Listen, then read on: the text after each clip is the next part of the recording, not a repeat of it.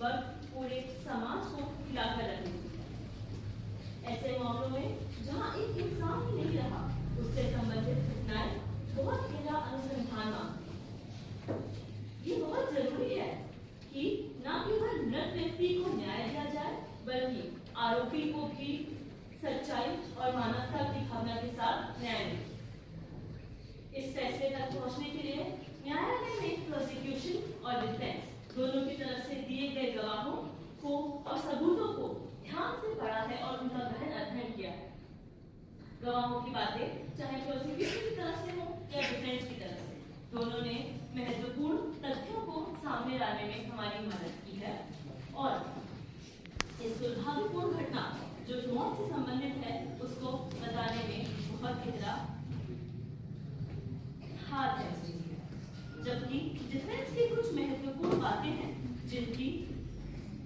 जिनमें ये बहुत जरूरी है देखना कि आरोपी के एक्शंस के पीछे उनकी मानसिकता थी या नहीं थी, और यहाँ ये पता चलता है कि आरोपी की मानसिकता नहीं थी, लेकिन उसके पक्ष में कोई भी सीधा सबूत नहीं दिया गया।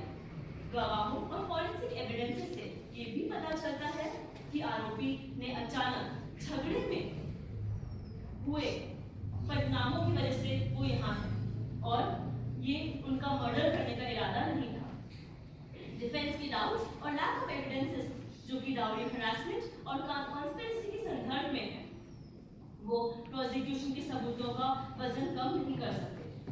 साथ ही साथ आरोपी के द्वारा किसी भी सबूत को न छुपाए जाने का प्रयास करना और ये बात उनके पक्ष में है, जिसको न्यायालय ने ध्यान से देखा है और उसको माना है।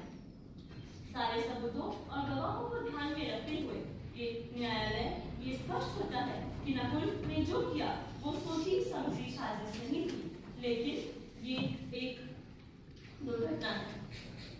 The court finds that there is no sufficient evidence to support the charges of dowry death or cruelty against the mother, that is DW1, and the sister-in-law, that is DW2 of the accused. Further, there is no evidence to sustain the claim of criminal conspiracy. The court finds no grounds for such charges against the accused or other individuals.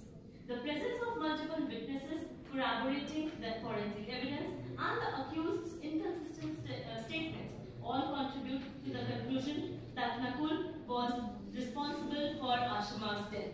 However, the court acknowledges that there was insufficient evidence to prove beyond a reasonable doubt that the death was premeditated or